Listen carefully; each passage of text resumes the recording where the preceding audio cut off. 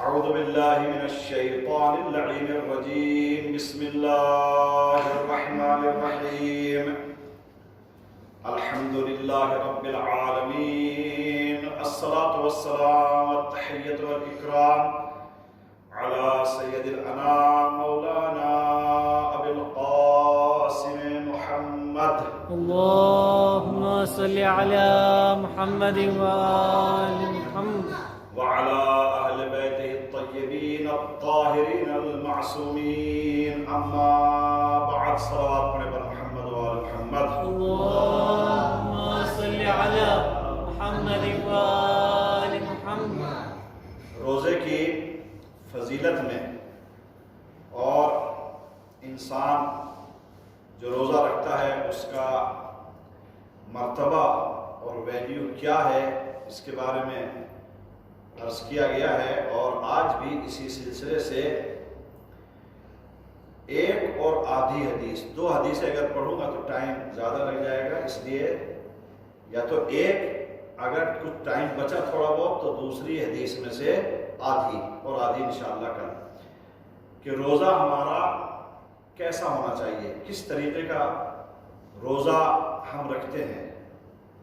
جیسا میں نے عرض کیا تھا اور بتایا گیا تھا ہمیں حدیثوں کے ذریعے سے کہ روزہ صرف بھوک اور پیاس کا نام نہیں ہے کہ ہم اپنے منہ اور اپنے حلق سے کھانا اور پانی نہ اپنے جسم کے اندر اتاریں. صرف روزہ یہ نہیں ہے. ایک حدیث پہلی آج کی، زیادہ ڈیٹیل میں نہیں جاتا ہوں، امام جعفر صادق علیہ السلام کی حدیث ہے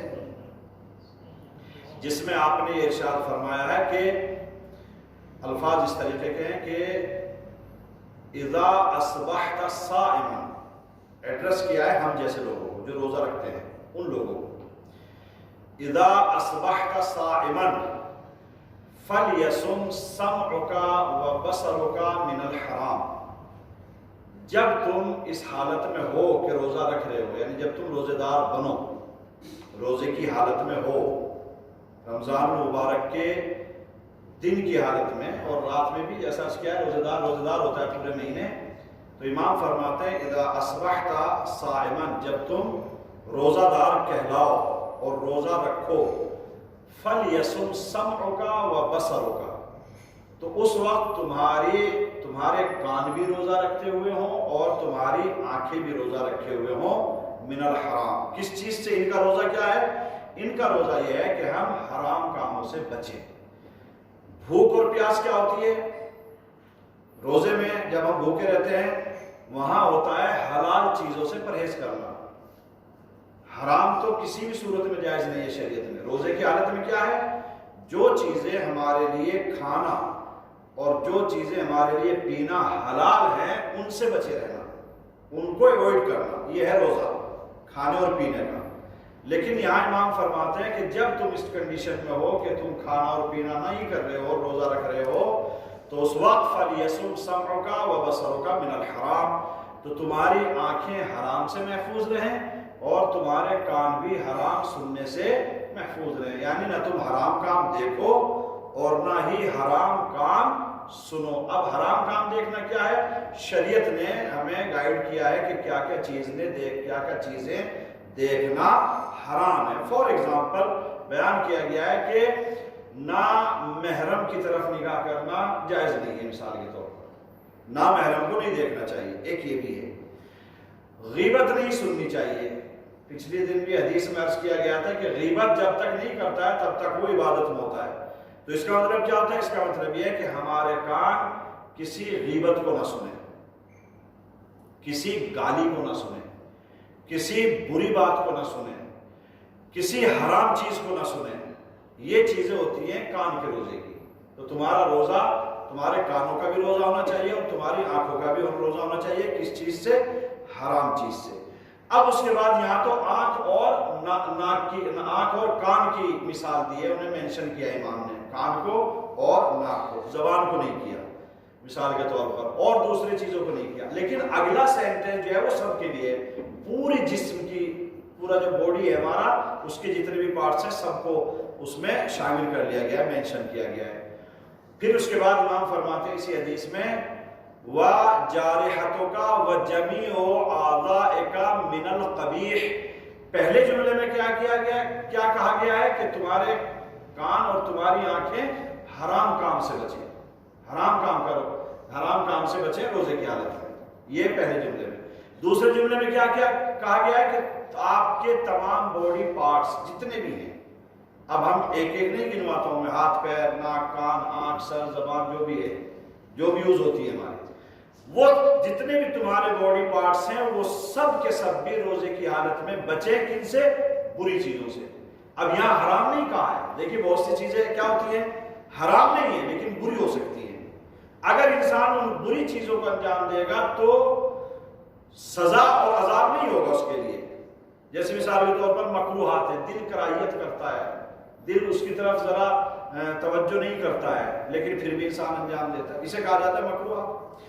تو جو بری چیز ہے اس کے لیے بھی کہا گیا حرام چیزوں سے تو بچنا ہی ہے، لیکن ہمارے باڈی پارٹس جتنے بھی ہیں وہ برائی کی جگہ پر جانے سے، بری چیز سننے سے، بری چیز کرنے سے، اس سے بھی بچے. فور ایگزامپل میں مثال کے طور پر ایک ایگزامپل دیتا ہوں کہ بری چیز کیا ہے. جیسے مثال کے طور پر ہوتا ہے کہ ہمیں دیکھیے ہر چیز کے بارے میں ہمیں گائیڈ کیا گیا ہم کیسے بیٹھیں. مثال کے طور پر جب اگر دو چار ہم اکیلے ہیں، ہم اب اپنی پرائیویسی ہے، اس میں تو آپ کی مرضی ہے، ہر انسان کی مرضی ہے چاہے جیسے بیٹھے. اگرچہ وہاں بھی ہمیں گائیڈ کیا گیا کیسے بیٹھنا چاہیے، کیسے لیٹنا چاہیے. بیڈ روم میں تو کوئی نہیں ہوتا، اس سے زیادہ پرائیویسی کیا ہوگی.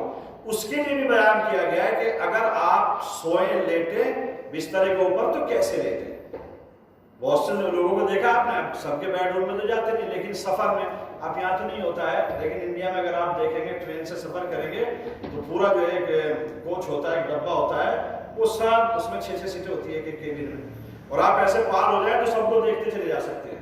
اس میں آپ دیکھیں گے بچے، جوان، مرد، عورتیں، بوڑھے، میکسیمم لوگ الٹے لیٹے ہوتے ہیں پیٹ کے بل، یعنی ہمارا بسترے کے اوپر یہ پورا حصہ پیٹ کا اور کمر جو ہے وہ اوپر. ایسے منع کیا گیا شریعت میں، سے کہا گیا شیطان سوتا ہے. ایسے حرام نہیں ہے لیکن برا ہے. مومن کے لیے کہا گیا یا تو سیدھا لیٹے بالکل ایسے اسٹیٹ، یہ کمر بسترے کے اوپر اور پیٹ کے اوپر، یا رائٹ سائڈ سے لیٹے ایسے، یا لیفٹ سائڈ سے لیٹے اور پورا کھول کے اپنے پیروں کو. بہت سے لوگ ایسے سمٹ کے لیٹتے ہیں نا، نہیں، یہ پرابلم آ جاتی ہے، جسمانی بیماری بھی اس سے آتی ہے. تو انسان پورے پیر لمبے پھیلا کے سوئے، تو یہ اس سے زیادہ تو پرائیویسی کچھ نہیں ہے. جب ہم سوتے ہیں کوئی دوسرا نہیں آتا، لیکن اس میں بھی شریعت نے ہمیں گائیڈ کیا ہے کہ ایسے سو. تو جو پبلکلی ہم کام انجام دیتے ہیں، مثال کے طور پر کیسے بیٹھا جائے، کیسے کسی سے بات کی جائے، کیسے کسی کو بڑے کو کیسے پکارا جائے، یہ وہ چیزیں ہیں جو حرام تو نہیں ہو سکتی لیکن بہرحال مینرس لیس کہلاتی ہے. اگر ہم بدتمیزی کے ساتھ بولیں گے، کسی سے احترام نہیں کریں گے. تو یہ کہا گیا کہ روزے کی حالت میں ہمارے یہ تمام اعضاء اور جوارے جتنے باڈی پارٹس ہیں وہ برے کاموں سے بھی بچیں. مثلاً ہمیں چلنے میں ہمیں غور کرنا چاہیے، بیٹھنے میں ہمیں غور کرنا چاہیے، کیسے بولے سامنے والے سے، کیسے چلیں راستے کے اوپر، کہاں کریں. بہت سے لوگ ہوتے ہیں نا، ہم نے دیکھا راستے میں، بہرحال یہ چونکہ ہے اس لیے میں یہاں مینشن کر رہا ہوں کہ گلی میں سڑک کے اوپر جو مین راستہ ہوتا ہے وہیں تھوک دیتے ہیں، اور وہ پھر آنے جانے والوں کو جو بھی اس کی نگاہ پڑتی ہے اس کے لیے تھوڑا اریٹیٹنگ ہوتا ہے. وہ چیز نہیں کرنا چاہیے ایسے آدمی کو. یہ چیزیں ہیں اخلاقیات. آج کے زمانے میں تو اس کو آپ دیکھو امپورٹنٹ کوئی نہیں کہے گا بھائی رستے گلی میں کہیں مت، سب کتنی آپ کو جو ہے وہ ہدایت دی جا رہی ہے. کہیں راستے میں ناک صاف مت کرو، ٹیشو پیپر استعمال کرو، رومال استعمال کرو، اسے کور ڈسٹ بین میں ڈالو، ادھر ادھر مت کرو. یہ ہوتا ہے نہیں، وائرس کیسے پھیلتے ہیں، ایسے ہی پھیلتے ہیں. اسلام پہلے سے کہتا ہے آپ پبلکلی کہیں جگہ پر مت تھوکو، اگر تھوک دیا ہے تو اسے مٹی سے کور کر دو. ناک صاف مت کرو پبلک پلیس کے اوپر یا عام راستے کے اوپر، الگ اسے کور کرو. اسی لیے یہ ساری چیزیں کیا ہیں، اگر تھوک دیا کوئی حرام کام نہیں کیا لیکن برا. تو روزے کی حالت میں ہمیں ان تمام چیزوں کو ایوائڈ کرنا چاہیے. یہ امام بیان فرمانا چاہتے ہیں اس میں کہ اپنے ہمارے تمام باڈی پارٹس جو ہیں وہ بھی روزے کی حالت میں، اور اس کی صورت یہ ہے کہ ہم تمام برے کاموں سے اپنے باڈی پارٹس کو بچائیں. ایک صلوات پڑھے پر محمد و آل محمد. اللہم صلی علی محمد و آل محمد. ایک اگلا جملہ یہ ہماری لائف سے شاید ٹچ رہتا ہے، وَدَعْ عَنْكَ الْهَدَى وَأَذَى الْخَادِمِ، دو چیزیں روزے کی حالت میں، دو چیزیں چھوڑ دینا چاہیے۔ ایک، بےہودہ باتیں مت کرو، جسے بکواس کہا جاتا ہے، نان سینس، میننگ لیس، جس کی کوئی بات ہی نہیں ہے، خواہ بولے چلے جا رہے ہیں، نہیں، مت روزے کی حالت میں مت بولو ایسے، خاموش رہو۔ اگر نہیں ہے کوئی چیز بولنے کی تو یہاں کیا کیا گیا؟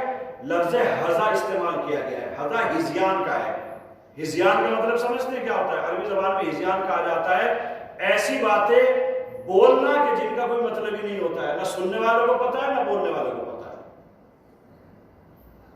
ایک نے پیغمبر اکرم نے جب قلم دوات مانگا تھا تو اس وقت کہا تھا کہ ان ھذا الرجل لا یحجب، یہ تو ہزیان بک رہے ہیں، یہ کیا پک رہے ہیں؟ بری باتیں کہہ رہے ہیں، ان کی سمجھ میں کچھ نہیں آ رہا، اسی سے ہے۔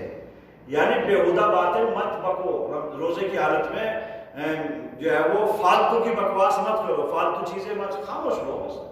رب الواب یہ ہے کہ آپ روزے کی حالت میں خاموش رہو۔ وَأَذَى الْخَادِمِ، اگر آپ کے انڈر میں کوئی کام کر رہا ہے، یہ سب کے لیے، بہت سے لوگ آفسوں میں کام کرتے ہیں، بہت سے لوگ، کسی کے انڈر میں 10 لوگ ہیں، کسی کے انڈر میں 2 لوگ ہیں، کسی کے انڈر میں 50 لوگ ہیں، کسی کے انڈر میں زیادہ لوگ ہیں، یہ کام کرتے ہیں، نہیں، وہ ڈپارٹمنٹ پہ ڈیپینڈ کرتا ہے۔ ایون ہمارے گھروں میں آپ دیکھو، کام والے ہوتے ہیں، نوکر ہوتے نہیں ہوتے، کام والی ہوتی ہیں، نوکر ہوتے ہیں، ان کے لیے بھی کہا گیا وَأَذَى الْخَادِمِ، اپنے کام والوں کو، اپنے نوکروں کو، اپنے انڈر کام کرنے والوں کو اذیت مت دو، انہیں مت ستاؤ، انہیں پریشان مت کرو۔ کیا ہوتا ہے مثال کے طور پر دیکھیں، بہت سی چیز ہوتی ہے، یا تو ہمارے انڈر میں مسلمان ہے کام کرنے والا، تو وہ بھی مومن ہے، وہ بھی روزہ رکھا ہوا ہے۔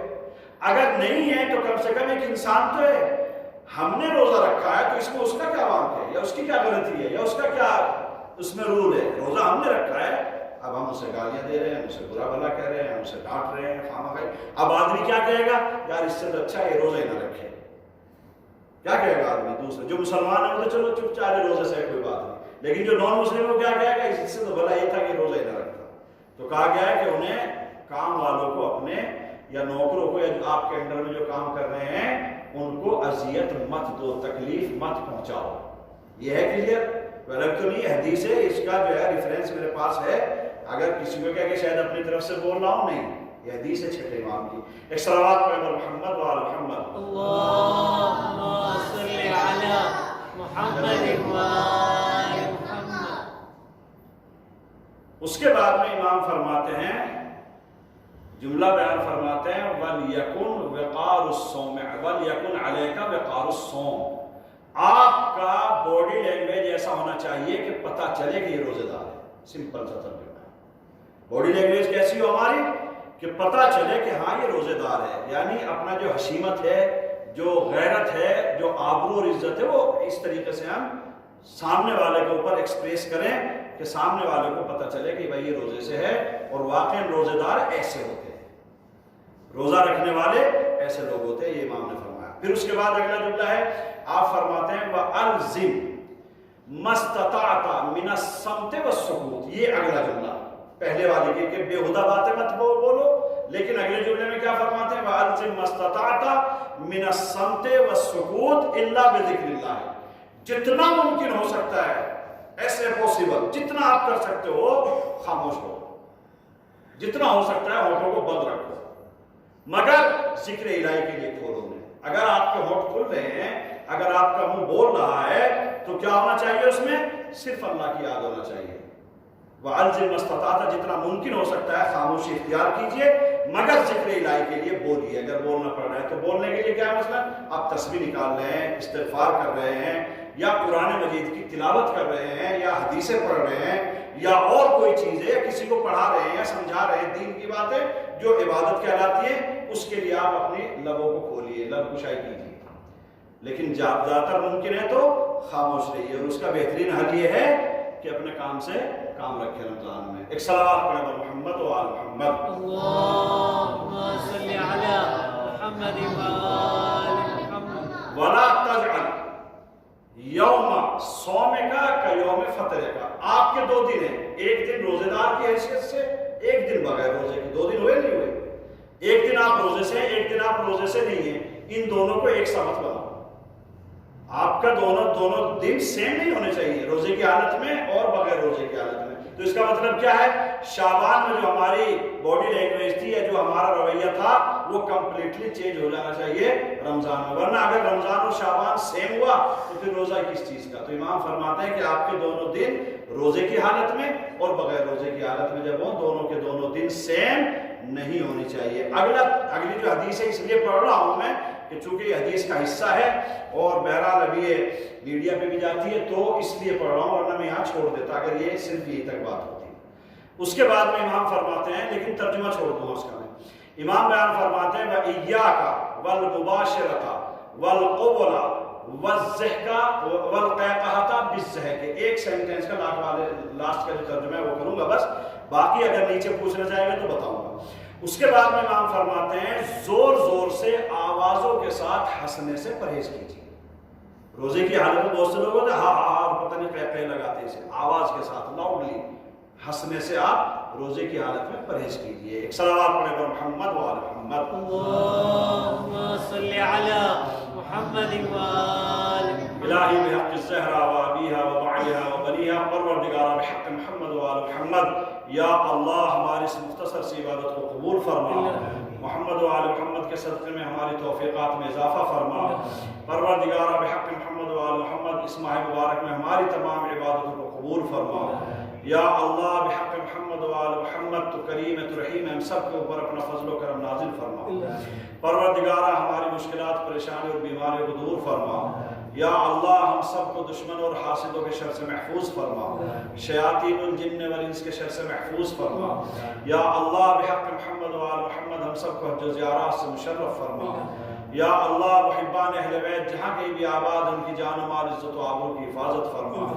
پروردگارہ موجودہ وبا سے ہم تمام مومنین کو اور دنیا میں جہاں بھی مومنین ہیں عزاداران مظلوم کربلا ان سب کو محفوظ فرما، پروردگارہ تو رحیم ہے تو کریم ہے، یہ ساری دنیا تیری مخلوق ہے، تمام افراد کے اوپر اپنا فضل و رحم و کرم نازل فرما، پروردگار عالم اس وبا کو جلدی سے جلدی اس دنیا سے پروردگار اس کا خاتمہ فرما، یا اللہ پروردگارہ اطباعت عالیات و مقامات مقدسہ کی حفاظت فرما، علماء اعلام مراجع کرام کی حفاظت فرما، پروردگارہ ہمارے اعز و اقربا جو دنیا سے گزر گئے ان کی مغفرت فرما، پروردگارہ حضرت آیت اللہ خامنئی اور حضرت آیت اللہ سیستانی کو طول عمر اور صحت و سلامتی عطا فرما، پروردگارہ ان کو دشمنوں کے شر سے محفوظ فرما، پروردگارہ امام زمانہ کے ظہور میں تعجیل فرما، ہم سب کو ان کے ناصرین و مددگاروں میں شمار فرما، ربنا تقبل منا انك انت السميع العليم، بر محمد و آل محمد صلوات۔ اللهم صل على